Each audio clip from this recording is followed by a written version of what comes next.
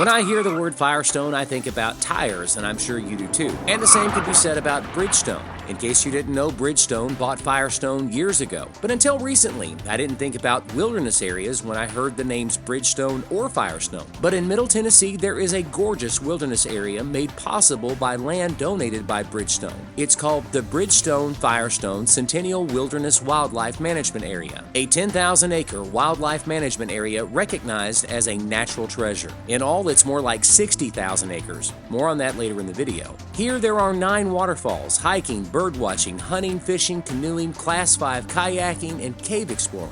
Most nature lovers outside Tennessee have never heard of this place. I live less than 2 hours away and no one around here has ever heard of this wilderness area. But for outdoor enthusiasts, this is about to be a premier location. In this video, I'm going to tell you all about this wilderness area and how one of the most recognizable names in tires is behind it all. As always, there are links in the description. The comment section is open for business and we try to respond to all comments. So go ahead and hit the like button and let's get started.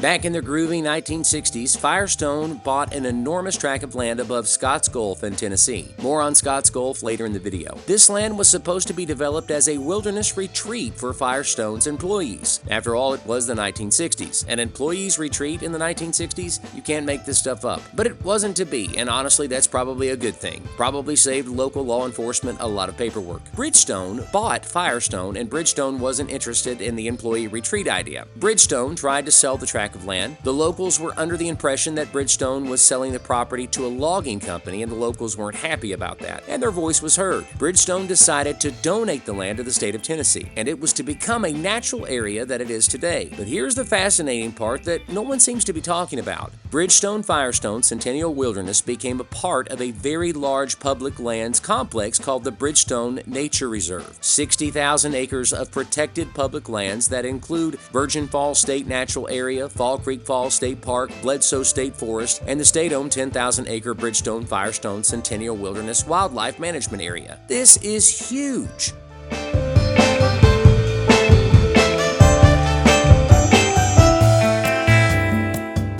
One of the problems that I have with this wilderness area is the name. It's too long, like Bridgestone-Firestone Wilderness Wildlife Management. I mean, it just goes on and on and on. So in my videos, I'm probably just going to call it the Bridgestone Wilderness or Bridgestone.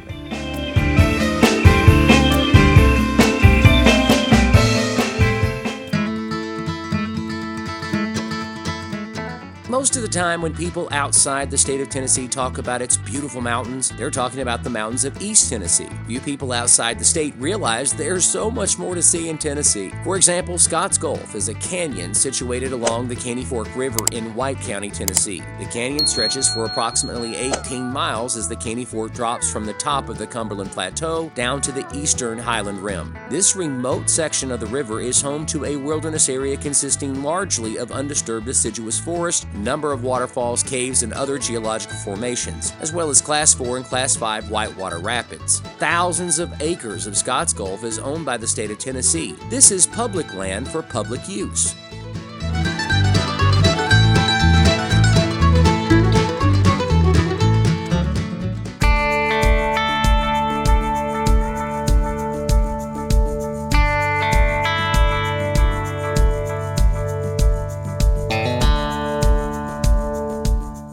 Bridgestone-Firestone Centennial Wilderness is about an hour and a half from Nashville, Tennessee, and about an hour and 20 minutes from Chattanooga, Tennessee. We discovered this wilderness area just outside Sparta, Tennessee, but it's close to Spencer, Tennessee as well. It's less than a half hour from Cookeville, Tennessee, and moving into the future, that's a big deal. Cookeville, Tennessee is the largest city in the Upper Cumberland region of Tennessee, and as such, it's known as the hub of the Upper Cumberlands. The cost of living is low in Cookeville. In fact, Cookeville, Tennessee is one of the most affordable places to live in the United States. Unemployment is low, and check this out, it's only about an hour from Chattanooga, Knoxville, and Nashville. Low property taxes and no state income tax, no traffic issues, low unemployment, and you're just minutes down the road from this amazing 60,000-acre wilderness area. Cookeville is about to boom, people, I'm telling you.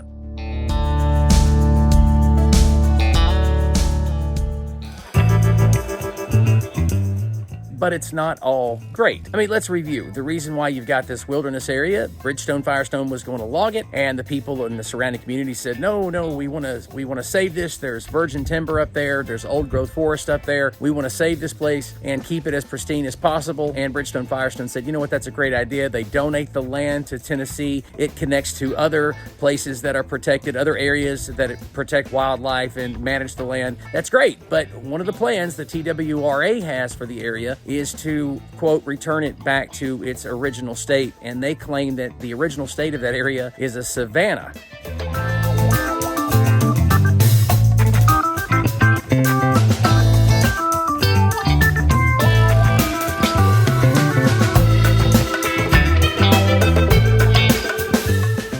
That is probably not true. Most scientists disagree that that area was ever a savanna. I mean, we know that from European settlements in the area, how they describe the area, but there are plans to log at least 1,000 acres of the area.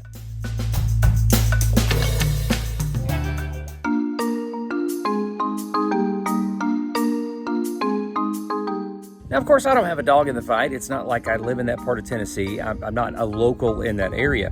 But I definitely understand why the locals would be upset about that. I mean, you're claiming to return the land to a savanna. The science on that is sketchy at best.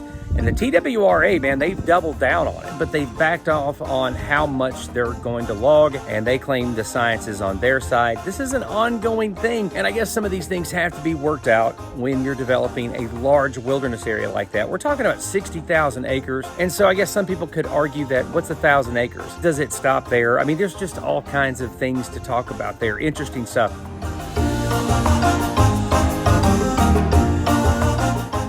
Now, of course, on our channel, we try to bring out the very best of every place that we visit. We're not really controversial. But these days, it's getting harder and harder not to address some of the controversies around national parks and state parks, wilderness areas. Some of it's kind of a mess. You know, the official statement says one thing, the science may say another. I don't know. Do you guys want to hear about the controversial stuff, or do you want me just to drive around and show amazing video? Let me know in the comments.